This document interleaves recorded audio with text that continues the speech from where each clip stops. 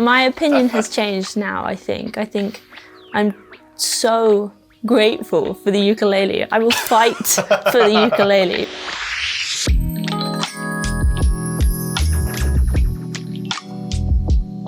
Hi, I'm Nick, and I'm joined by Dodie for the latest in Enemies in Conversation series.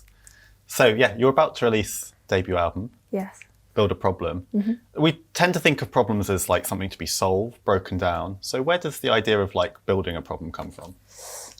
So it was a lyric that I wrote in a song called Hate Myself, which is about kind of like sitting in silence with someone else who's figuring out their own problems. But I felt like I was building my own, just like silently. And then that's sort of matched with the whole theme of every song, which is kind of about my journey with therapy and how I was built, and how my parents were built and how they were built, like who built them. So yeah, just kind of this idea of like growing up and learning lessons and building problems along the way, and maybe you are a problem that was built and you're building problems and solving through them, and yeah, that. What made you want to delve into that, like delve into your relationship with your family and how it's shaped you as a person now? I don't really think I could help it. I think I tried planning to write something, but that just did not happen. And I ended up like hitting creative walls. And then without even trying or thinking really, like songs just started coming out of me when I started going through these therapy journeys. And then, yeah, sometimes I write songs that I don't really want to like talk about or market or release, but I can't help it because I love them. And then it ends up being a project. And then I'm like, well, this is the most me that I could be. So I guess I'm grateful. I read that your therapist sets you kind of songwriting homework or tasks, I guess. When you're asked to write a song by your therapist as a task, does that ever lead to a song that you actually want to put out there, or does it tend to be a song that's just for you? Always. Always. Always. I can't help it. I don't think I've ever like finished a song and said that I don't like it, like I don't want to release it. If it's good enough, I just can't help myself. I'll always just put it out, which is tough because sometimes I'll write about very personal things and ways to process, and then it ends up sort of intertwining with my job, which is sometimes odd, sometimes beautiful. Yeah, very confusing.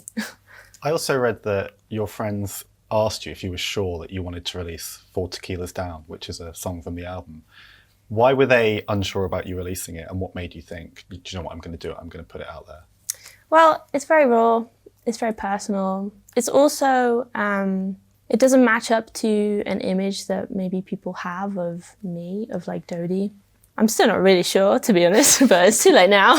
But I also wanted to kind of like, again, just like wholly be me, or rather just like write my songs and put them out there, and yeah, maybe it will kind of realign people's view of me as like this squeaky clean, perfect angel, and it's more a view of me being human and young and in my 20s and a hot damn mess, as we all can be.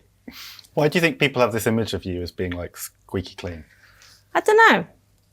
I really don't know. Because I talk about not being squeaky clean like all the time, but I think there's only so many times you can say that. I also think there's like a really weird like relationship that like people can have with someone they know online. I know, like I was a big fan of a lot of people online. And then growing up and getting older and then meeting quite a lot of them, it like rounded out the edges. And I was like, oh, they're a whole human with their own lives. And yeah, it takes experience in life and to kind of learn that lesson. And you can't really force anyone through it. So it's a very, very weird thing to navigate. And I wish I could just, yeah, part of me wishes I could just like show everyone my life all the time. And then part of me is like, no, boundaries. I will keep to myself and put out like what I feel comfortable with. That's probably part of it actually. Like putting up boundaries means that you only share part of your life now.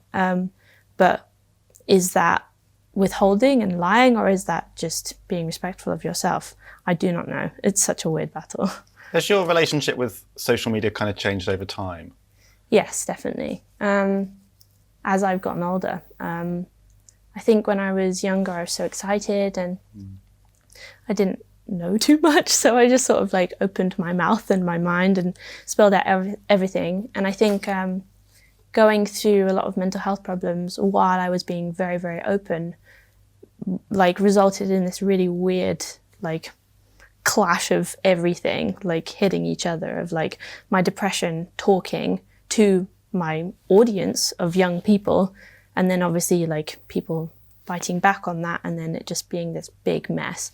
I'm grateful for like everything I learned with that, because I think it taught me to finally like take a huge step back, and that really helped me just figure myself out by myself without looking at myself through the lens of millions of people, which is just so unhealthy.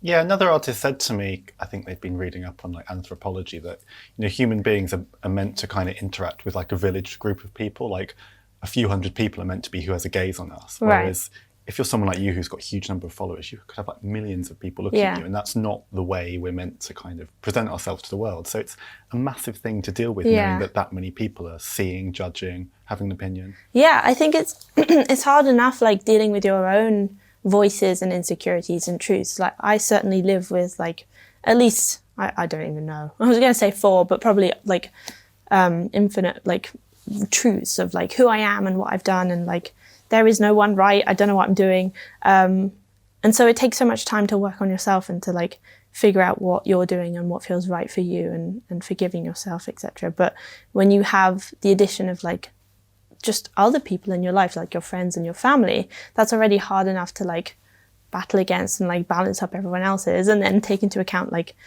thousands, maybe hundreds of thousands of like other people, and sometimes very young people, and like people who live very different lives, who obviously have very different opinions about things, because they're also carrying their own lives of meanings and truths than other people. So it's just so complex. Do you have a clear line now of like what you're prepared to put out there and what you keep for you? Do you kind of know where it is? Not really. I think I have like maybe an instinctual boundary now, but I still don't really know. I'm sort of going through it and chatting, and I guess we'll see what happens. And I'll probably just have a lot more therapy sessions after this album's released. Yeah. You've spoken really openly about your mental health, about having depersonalization disorder. Have you learned other sort of exercises, things you can do to kind of keep it in check, or is it just a matter of keeping on with therapy?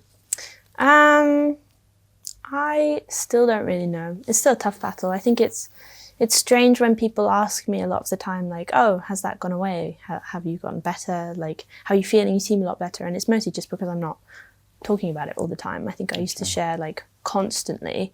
And obviously like when people are like looking at your output, that they kind of see that as your whole life. But no, I still do struggle with it like quite badly. I think it's probably been worse in this time because I've kind of actively been dissociating because I don't want to like be present in this rough time. So it might make it worse, but also it can be worse when I'm having a great time and I'm desperately trying to be present, but it's fighting against it, and I feel very depressed because I can't feel as present as I can. So it's a constant battle. I try, when I remember, to do grounding techniques, and there are some exercises like this one called 5, 4, 3, 2, 1, where you list 5 things you can see, 4 things you can touch, etc., with the rest of the senses, and that's very helpful when I remember to do it. But mostly I'm still struggling and still asking the world if they can help, and yeah, still looking for a community online. I still sort of like dip in whenever I see someone else talking about it and being like, me too. Because am I right to say that it's something that we as the humanists don't quite understand yet? We haven't got an answer or obvious kind of solutions to kind of help you deal with it. Yeah, it's still very new, despite it being so common. Like, I'm sure a lot of people can relate to that feeling of like disconnect. A lot of people relate to derealization constantly. Like, people, it comes in bouts for people. I think especially at the beginning of all of this, like, people were noticing that they felt like they were in a dream world, and I was like, welcome to the club. Yeah, it's still so, not understood as much as it should be, really. But over the last, I don't know, I guess 10 years, it's certainly like grown in understanding. Like a lot of people are talking about it now, way more than when I first realized I had it, which is super helpful. Well, it's through people like you talking about it that other people might think, oh, hang on, maybe that's me. I didn't realize what it was. Yeah, I've seen a lot of people comment saying that, like, oh, well, I didn't even know. And that's what the boat I was in. I was so confused, so spacey. I just thought, I went through like a number of like reasons why I had it. I thought it was my eyes. I got my eyes tested. I thought it might just be my depression, which it is very like linked to, but I didn't realize it was a separate thing. I thought it was just like what happened when you turned 18. Like that's why people glorify childhood. Yeah, so it's really nice to at least have a community and share about it. How does, I mean, obviously at the moment you're gearing up to do a really huge thing, release your debut album. How does that affect things? Because I guess in theory, I mean, it's a bit of a weird time at the moment. You've got a lot going on. You've got a lot on your schedule. Can that make things harder? Yeah, I think it's been strange in the past when I've had these sort of like huge events, like celebrating me or my work or I don't know, whatever, lowercase d Dodie, which is hard when you struggle with like depersonalization and like feeling in your own body and feeling yourself when you're sort of balancing, I guess, like another person or at least other people's like perspective of you. It's all so ironic and I don't really know how it happened that like everything is just so like, I don't know, yeah, interlocked with each other and bouncing off each other. So yeah, it can be very strange. I've certainly had, like I used to meet a lot of my fans, which was wonderful in a way and also so difficult in another way. And that used to like really make me just float away out of my body, which is so annoying because I wish I could like be so present for everyone, but I can't even be present for myself. So yeah, it can improve it. It can make it so much worse. It's just a big old mess. What did you find difficult about meeting fans? Was it the fact you knew that they would have an idea of what you should be like? Was it that was difficult? Certainly that. It also depended on my mental health. Like sometimes if I was in a really good mood, it would go so smoothly and wonderfully. But I think it's so funny. Like I feel like I felt guilty because I couldn't be what they needed me to be. And they probably felt guilty. And I know this because I've talked to so many of them after they've met me. Maybe like we're friends now or like we'll meet another time and they'll say like, oh, I felt so nervous. Like I felt so self-conscious and I felt like I said something really stupid. And I was like, no, like it's always fine. I'm feeling bad. So I just, yeah. And then like sometimes I'd be so aware of that. And then if someone walked away feeling guilty and I knew that they did, then I would feel guilty because I wish I could just bring them back, but there was already someone in front of me. And also people came with like different hopes of like what they needed. Like a lot of people came to me with their own stories of like their lives and their trauma, because I would share online so much, they would want to share to me, and that's so wonderful. And I wish I could carry it, but sometimes it would trigger me, and then I would start crying and like spacing out and thinking about all my dark moments, and then someone else would come bounding up to me, hoping that I was like really excited, and I was still like getting over someone telling me something so dark. So I wish there was like a right way to do it. I'm sure I'll find a way someday. But now I'm just extra grateful for whenever I bump into someone on the street, because then I think I'll have the time and the space to like maybe chat a little more and like be like express my gratitude rather than like this sort of rushed like, oh my God, I want to like give it to everyone. Yeah. I guess it's a lot of pressure for fans telling you about a serious problem they've got, because I mean, you're not a therapist. You don't want to say the wrong thing because what worked for you might not necessarily work for someone else. It's a responsibility in a way that... Yeah, I understand it because like, I think especially when you're young, like it's hard to get access to a therapist. And I know a lot of people turn to maybe my videos in times of stress. I certainly turn to like a lot of other people, and that's no small thing. Like, especially like if I'm listening to someone's music in like a time of like deep darkness, I just want to like find them and shake their shoulders and be like, thank you so much, you pulled me out of this. Like I cannot thank you enough. That like changed my universe at that moment. So yeah, I totally understand it, but obviously thinking from the other person's point of view, that might be very overwhelming for them. They might not be in a space where they can hear that. So it's so weird. It's so tough. As we discussed earlier, your songwriting is incredibly personal, but I read that you also want to kind of frame things in such a way that other people can relate to it and put themselves in the song. Is that really difficult to kind of achieve that kind of two level with a song? It's something that's really intimate to you, but yet other people can see themselves in it. I think no matter what, people will always like reflect their own experiences onto songs. I know I do.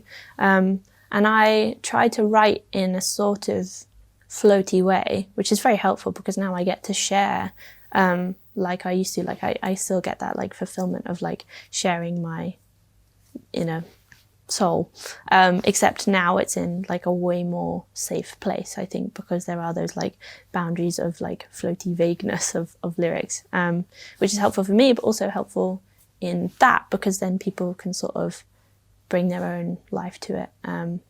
Yeah, and I've had people say like they relate to songs that I've written about like being very known by like hundreds of thousands of people, but obviously that can like relate to them because they'll be known by like people who intimidate them or something, you know, like I think everyone can always relate to everything because everyone's human. Yeah, and those feelings are shared throughout everyone. Yeah. It's quite funny because sometimes people project something onto a song. I mean, I've had songs that I thought about one thing and then I've gone on the Wikipedia and it's not at all what I thought. And I'm like, what? But that's just human connection, isn't it? I love it. I really do. Like, it's so great. I love it when people say that because it just makes the song like so much bigger. The string arrangements on the album are really beautiful and you know, moving actually. How I wondered, like, this is I guess from a kind of production sound point of view. How do you know when enough is enough with strings? Because if you put a lot of strings on something, it can feel a bit like hitting you around the face. Do you know what I mean with emotion? Whereas when it's restrained, that's when it works. So how did you know where to kind of draw the line? I think I gave myself, so there are these 6 songs on the album that all flow into each other. They're like seamlessly connected by strings. And I wrote them for a 13-piece string section. So violins, violas, cellos, and a double bass. And that sort of allowed me to like get it all out and just be like, all right, here we go. Like, let's do this. Like, let's write like strings. And I've said I've always wanted like strings on my songs for so long. And this is exactly what I meant. So it was so fun to be able to do that. So I think I really just like let myself loose in, there's a song called Sorry where it's sort of like swirls into this massive like string arrangement. Same with When. So yeah, I think I allowed myself that, and then for the other songs, it was more just like adding a kiss of strings, like in some certain songs and moments. So yeah. Was writing for strings kind of a new skill that you had to learn, or is it, if you can write songs, is it something that you can pick up? I think it's a mixture. I think everyone's really impressed, but it's not that different to like just like tracking vocals. I think like, you know, if you feel music and you feel harmony, I don't do it any special way. I learned how to read and score music like through school, just like learning in music lessons, like learning the clarinet in year 7. So that is like a handy tool I have in order to like communicate with my players. But I'm not that good. Like I don't write in alto clef or whatever. I just sort of like haphazardly like find my way through. And mostly I like hear the song, hear the like melodies and harmonies in my head as if I were singing it. Sometimes I might even just like hum it out before I track it down. Yeah, I score in MIDI. So again, it's just like playing and hearing the notes, and then I'll like bring it to score and like tweak it and add like accidentals just to kind of like communicate it along. But you really don't need any training. Like I find it like, I'm annoyed that I was like sold a lie of like, no, you have to like learn how to do this properly, when really nothing matters. Like, it doesn't matter, anyone can do it. So yeah, it sounds really impressive to me. Alto clef, I was like, I mean, I don't know how to read it. Gosh, yeah. I also read that you get frustrated by the idea that some people might think of you as just a girl with a ukulele. Oh yeah. Do you feel like the string arrangements are kind of counter that? Look, I did this, I did all of that. I don't know when I said that. My opinion has changed now, I think. I think I'm so grateful for the ukulele. I will fight for the ukulele because it has been so helpful for me. It like opened the door into the world of music. It was like so accessible. 4 strings, it's tiny. It's like there are shapes on how to play it. Like, I don't know, a lot of artists like laugh on it because there is a stereotype of a little girl with a ukulele, but so fucking what, you know? Like, so they're a girl playing an instrument.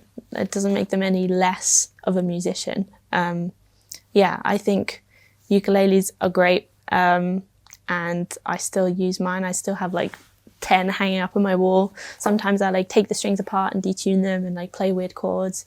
Yeah, I'm not just a girl with a ukulele. I'm a girl with a ukulele. Owning it. Yes. I mean, obviously you came up through YouTube, and there has been stigma from certain portions of the industry around artists who came up through YouTube. Do you think that's dissipated over time? Do you think that stigma's going? Or do you think there's still a bit of, oh, you know, they're a YouTube musician, as if that's a genre in itself? I hope it's going. I think everyone's just sort of proving themselves now, and almost it's like turning on its head, as all media does, and people are sort of like looking at it as the new thing rather than like, oh, you know, they're not really a musician or whatever. I think the new thing now is like a TikTok musician. Yeah. It doesn't really matter. It's just the platform you do it on. Like, no one's saying like a TV musician or a radio musician, I don't know. So perhaps there's still a little bit of stigma, but also, I don't know, TikTok and YouTube are becoming so mainstream now, like the mainstream. So perhaps not. I'm not really too sure. I always find it really funny when people complain about, you know, the idea that songs are written for TikTok. So the importance is getting on a 15-second hook, because the whole reason that most pop songs end up 3.5 minutes is because they were written for radio. Yeah. They were written to be the perfect length. So it's only just the forms change. That's the way people always wrote popular music. So yeah. It seems odd to complain that definitely. Yeah, people are writing for the form. Exactly. It's just a new thing. Yeah, it doesn't. Yeah, so what? If you write a song because you want it to be TikTok famous, at least you've written a song. Yeah. If it works, good on you. Yeah. How are you feeling about the idea of getting out and playing live this year? Because at the moment it seems like it could happen or it could not. Yeah. I'm so hopeful. I really am. So ready. So ready, so excited. I think it's really cool. I'm seeing like a wave of musicians like have this newfound gratitude for all of their shows that they did, because it is just like a magical experience that we are so lucky to participate in. Playing shows, going to shows is, maybe this is a strange thing to say, but it's almost like a church. I think it's like a place where you feel so present. I know I've had like my core memories at a lot of gigs, like playing and watching. So yeah, I am aching to be back. I would like to say that I will like take it all in and be as grateful as possible, but like I don't want to put too much pressure on it, so I'm just gonna patiently wait and be excited. How has it affected things releasing your album at the moment? Because I guess if you were releasing the album 2 years ago, the plan would have been very different. Have you had to really kind of think outside the box and how to do the promo, the marketing?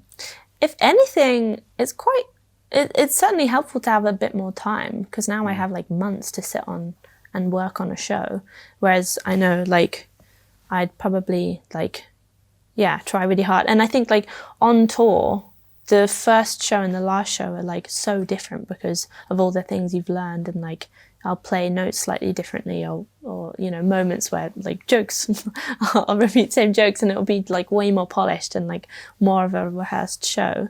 And maybe I'm getting that in all of this time that I'm waiting. Maybe I'll sit and think on it. But also like, yeah, I'm annoyed that I can't play through the songs and like naturally feel which moments are best for the crowd, or yeah.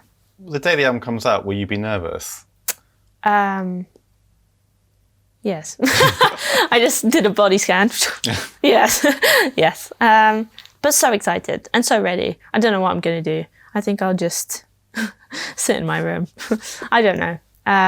No, I'm really excited, I think. Does the idea of an album still feel like a milestone to you? Because you've released EPs, and some artists now like don't really release albums. They might never release an album again. To you, does it still feel like something that's important to do? Yeah, definitely. I think I keep saying I'm ready, but I'm just so ready. I think I'm grateful to have had those EPs of like practice and like learning my sound and growing up as well. So now this really does feel like a portfolio of Dodie. And granted, like Dodie in 2019, 2020. But that's so cool. Like it really feels like a body of work, a dissertation. So yeah, I'm super glad. How do you feel when you listen back to the album? Does it kind of take you right back to that time? I don't really know. Honestly, I just feel very proud. I really like it. I think it's beautiful. I think it's better when I show people because then I can like kind of hear it through their ears and I'm like picking things out and being like, oh, I hear it all. It's tough when you heard it like so many times. I keep saying like sometimes it just sounds like a ringtone, you know, like just like a piece of music, like one mono track. But then, yeah, when I like listen intently or like I'm trying to plan things to it, then it grows and suddenly I'm like, yeah, in that universe again. And that feels nice.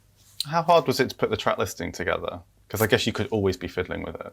Yeah, I don't know. I think it naturally fell into a rhythm, I think. There were, like I said, there were these 6 songs that I knew had to be together, like flow together. So that took up quite a chunk. And then I suppose the rest, like, I wasn't too precious about that kind of thing. I'm like open to people telling me like what is like conventional for an album. So yeah, I chatted around a lot and asked people's opinion, and yeah, now it feels pretty right. What do you hope people take away from the album? I really don't know. I just hope they have a good time. I hope they, I don't know, I say this a lot, but I just hope they feel and I hope they process and I hope they feel human. I hope they see themselves in all of it and love themselves in all of it. Yeah. This is a cheesy question, but I'm going to ask it anyway. Okay. When people hear the name Dodie, what do you want to pop into their mind? What do you want their reaction to be? Oh my God. You know, It's cheesy, isn't it? Oh my gosh, I really don't know. I want to say human, but also I keep saying gratitude. I'm so bad at gratitude. I keep spouting it as if I'm like perfect at it, but I'm really not. But I would hope that like people think of like the gratitude of feeling everything. Yes. That's a nice answer. Yeah, I don't feel that way. I really have to practice on that, but yeah. Well, yeah, thanks so much for your time. It's been a pleasure. Thank you. Cheers.